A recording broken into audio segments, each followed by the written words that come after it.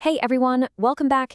If you're focusing in and aiming to absolutely unlock that A-star grade for the IGCSE 2026 syllabus, you are in exactly the right place today. Imagine we're standing in front of a giant whiteboard together, mapping out your exact path to success. Today, we're diving deep into partnership advantages and agreements. This is really that fundamental bridge that takes you from basic bookkeeping all the way up to high-level financial intelligence. So, let's get that A-star. Here is our game plan for today's explainer. We'll start with a core concept recap, move right into technical execution, then tackle interpretation and evaluation. After that, we'll cover common mistakes, and we'll wrap the whole thing up with some interactive exam practice.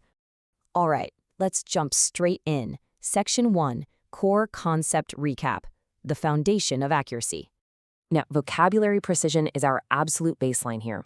For the 2026 syllabus, Cambridge has fully transitioned to modern international terminology. That means those older terms you might see floating around in past papers, yeah, those are out. We are now required to use terms like irrecoverable debts and owner's equity, and we have to do it with 100% accuracy. Think of this terminology as the strict language of the business world. Simply using it correctly instantly signals to the examiner that, hey, you are a top-tier candidate. And speaking of foundations, here's the golden rule we can literally never forget. Assets equal liabilities plus equity. Truly understanding the duality of every single transaction means you are keeping this fundamental accounting equation in mind at all times during the fiscal period. Every single entry has a dual effect, right? So this equation must always balance. Well, this naturally brings us to the historical cost principle and, crucially, the prudence concept. We must never overstate our profits by just ignoring potential losses. Doing so is a direct, serious violation of the prudence principle. So why does this matter so much? Because interested parties, and we're talking about banks, business owners, tax authorities, they rely entirely on the absolute integrity of these specific records to make their annual decisions. If we ignore potential losses, we're basically painting a falsely positive picture. And in accounting, transparency is absolutely everything. Okay, moving on to Section 2. Technical execution, securing method marks. Okay, let's dive into this. The technical execution of partnership accounting requires a really strict methodological approach. We have to follow a specific procedural flow. You start by identifying the correct business document, like an invoice or a credit note. Then you move to the books of prime entry, then to the T accounts, which forms the trial balance, and then finally, you generate the financial statements. Now listen closely to this part. In the IGCSE examination, you get what are called method marks, even if your final balance is completely wrong. Yes, you heard that right. As long as this logical flow is clearly visible on your paper, you get points. So we must always show all our workings.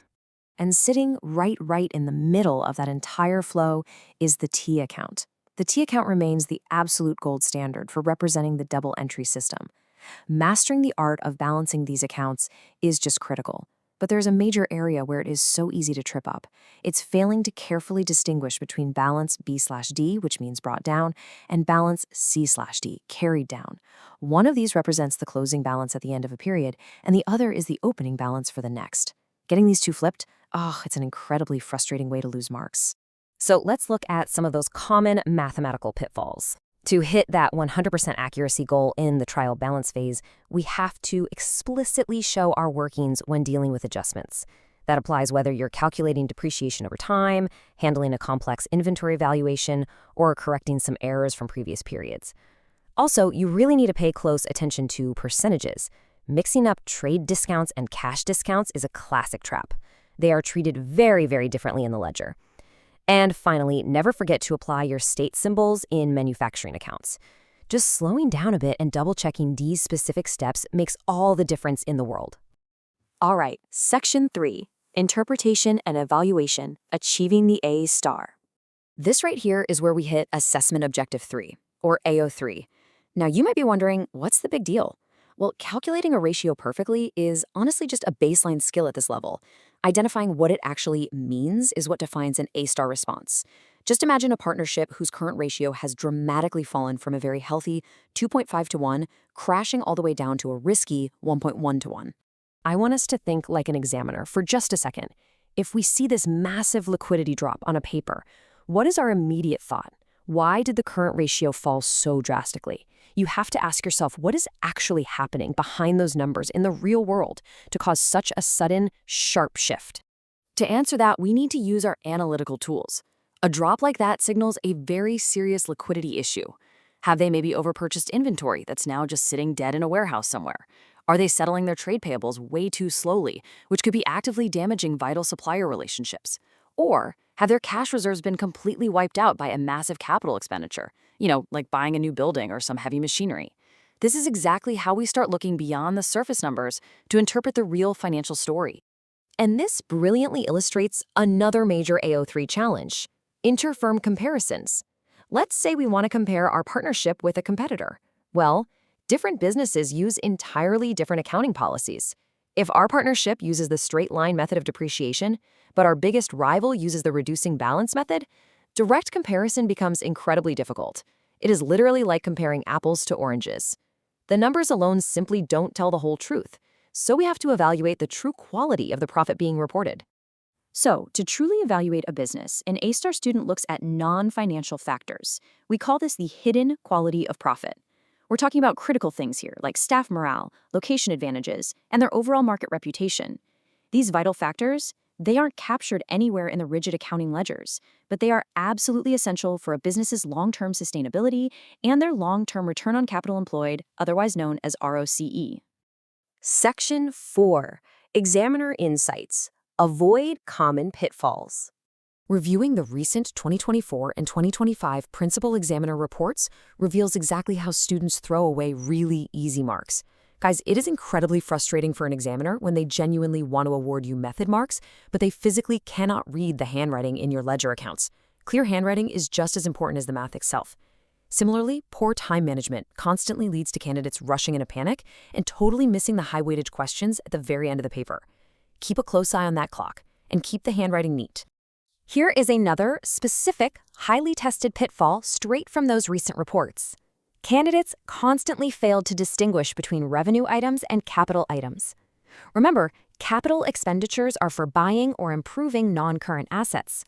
Revenue expenditures are for the day-to-day running of the business. Mixing these two up will completely distort both your income statement and your statement of financial position. It's a huge error, so watch out for it. All right, we've made it to Section 5, Interactive Exam Practice. Pause and attempt. Okay, here is your scenario, featuring that all-important IGCSE command word, evaluate.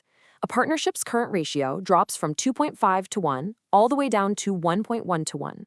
They use straight-line depreciation while their rival uses reducing balance. Evaluate their performance. Now, I want you to pause this explainer right now.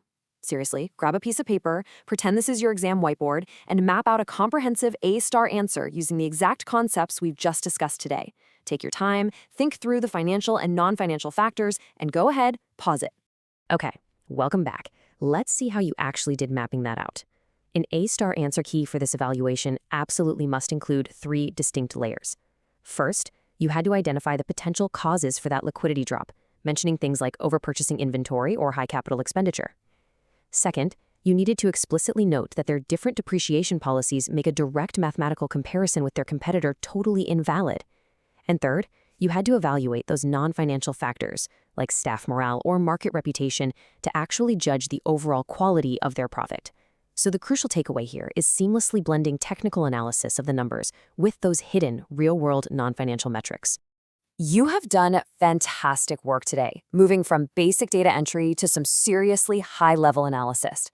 But before we wrap up, I want to leave you with one final thought to ponder as you continue your revision. When you look at any business case study from now on, ask yourself this: beyond the simple numbers printed on the page, what non-financial factor is truly driving that partnership's long-term return on capital employed? Keep digging deeper, keep practicing those T accounts, and keep exploring the real story behind the numbers. See you next time.